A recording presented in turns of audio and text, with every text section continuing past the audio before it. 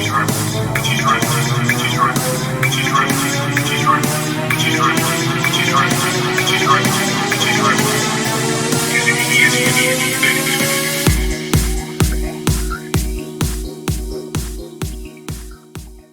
guys, so welcome to episode 5 of Plantzilla, and in this episode I want to quite briefly show you first of all the office or the workspace is finally all fixed up. I've fixed up the ceiling and everything's now nicely organized, so I am ready to continue building Plantzilla. So that's a nice step forward. And in this episode I want to talk about notifications. So if you look here, I have now Plantzilla. I'm going to switch the around, it's a little bit easier. I'm going to now run Plantzilla on notifications for Google. Hey Google, how are you going? I'm better now that I'm talking to you. And email. So first thing I'm going to do is plug... Got it. I added email to the list called shopping. Oh, not sure what that's going to do, but I've added... Google as a notification for when the water is too low, and also email. So as you see now, I've just plugged him in and he's connecting to the Wi-Fi network, and once he connected he should give an email and tell Google he's online. So Plantzilla is alive and online.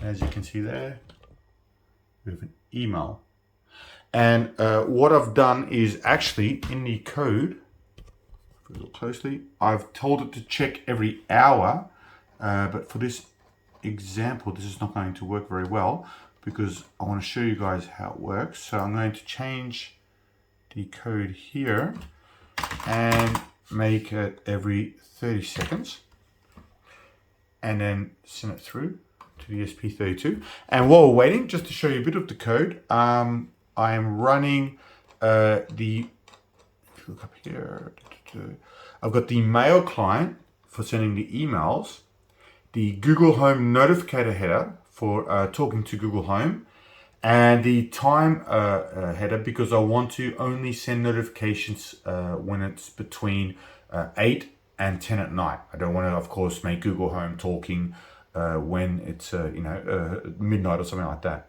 And as you can see, I also use the Wi-Fi header in order to connect to the Wi-Fi network so I can send all these things. Very important. Set the zone that we're in. I'm in the Netherlands, so it's a 1 hour ahead, 3,600 seconds. And then another daylight offset because it's daylight savings here, and that's another extra hour to buy thing. Okay, and then if you look down, it's just basically connecting to the Wi-Fi, writing it out to the display, and then checking the moisture sensor and making sure he's above 75%. That's the level that I want it to be at.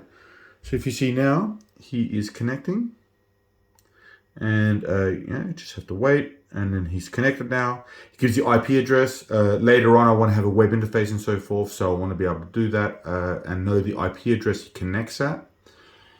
And he should tell Google he's online. And we wait, and we wait. And he should also send an email. Plantzilla is alive and online. There we go. And we got the email.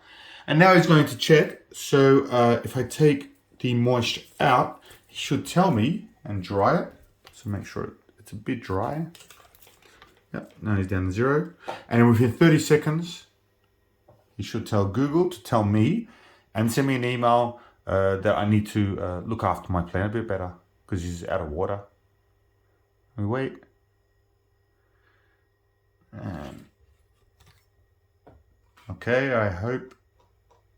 No, it should. Oh, of course, I forgot.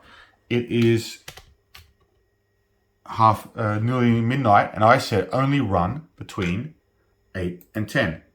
So I'm going to have to say run between 8 and 0 because midnight, and then compile that again. Sorry, guys.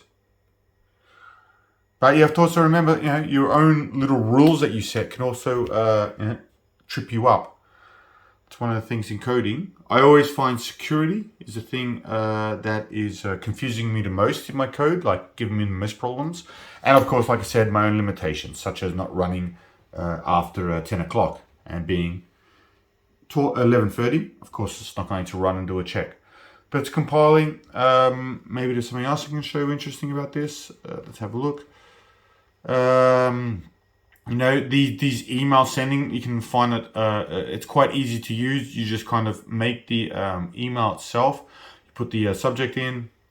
You put, you use, for instance, if you use Google, which I do, you want to use an app password. And that way, as you guys can all see my password here, and I show it online. Plantzilla is alive and online. All right, he's online again. But if I showed you my password, it's just a once-off password that can only be used for this one app. So if you guys got a hold of it and you try to use it, you can't, because then it would know, yeah, okay, I'm using it for a second time from a separate location, a separate device. And that's the good thing. If you're going to use something to send emails, make sure to use a app password. And I find Gmail is the best to do this with. All right, now that he's done, he should check, and within 30 seconds, he should be telling me that my plant needs water, because you know the sensor is not in the water and it's at 0%. I'm pretty sure I've excluded all the barriers that should not now make this work. So if we look, 70%, 30 seconds, between 8 and 0, and I'm assuming 0 is midnight. And if we have a look what this serial monitor is doing, no, yeah, 23. Okay, no, so it's still not working. I'm not sure what actually midnight is. Maybe it's 00, but I'm just going to say, to make it easier, between that and, no, I'm just going to take that out. I'm not actually sure what midnight is. I thought it would have been that 0, but obviously it's not. So I'm just going to upload that. I'm just going to actually take out the whole time requirement and then upload it and quickly put it back so I don't lose it, because normally I want it between 10, so there's no reason why. There we go, he's back. And so what that says is between 8 in the morning and 10 at night.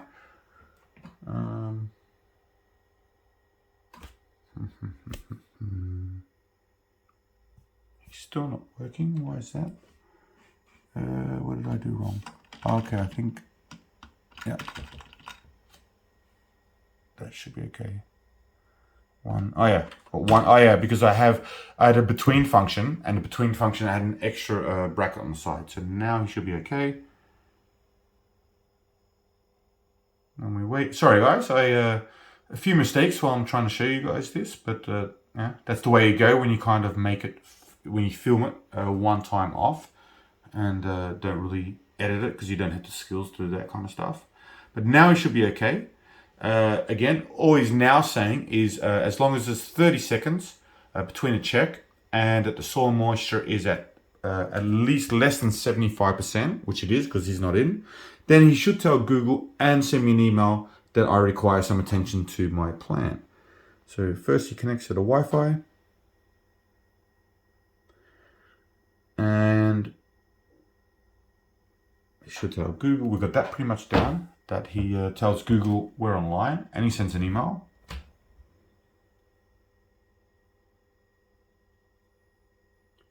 And it's a little slow this time around. Plantzilla is alive and online. Okay. I got an email about that, and then we should be able to, within 30 seconds. That's also a bit weird. Now his display is a little bit off. I'm not exactly sure. Your plant is thirsty and requires your attention. See? So then we should have, yep, there we go, an email.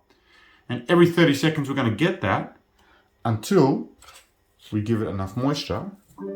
Your plant is thirsty and requires your attention. Now we put it back into the plant. The plant's quite moist. It's at 90%, 91%. And now after 30 seconds, we should not get a notification about that again. All right. There we go. So the only thing I made a mistake here in a way was I'm not sure how to represent midnight in terms of an integer for the time info TM hour variable. I'm not sure. I thought it would have been just 0. It might have been 00 actually. Okay, I'll look into that. But as you see, it stopped notifying because the moisture is at 90%. Very weird. The screen has done that. That's definitely a bug somewhere. Not in my code because it normally looks very, very normal no matter what I do. But anyway, thanks for watching, guys, and take care, and hope to see you in the next episode. Bye.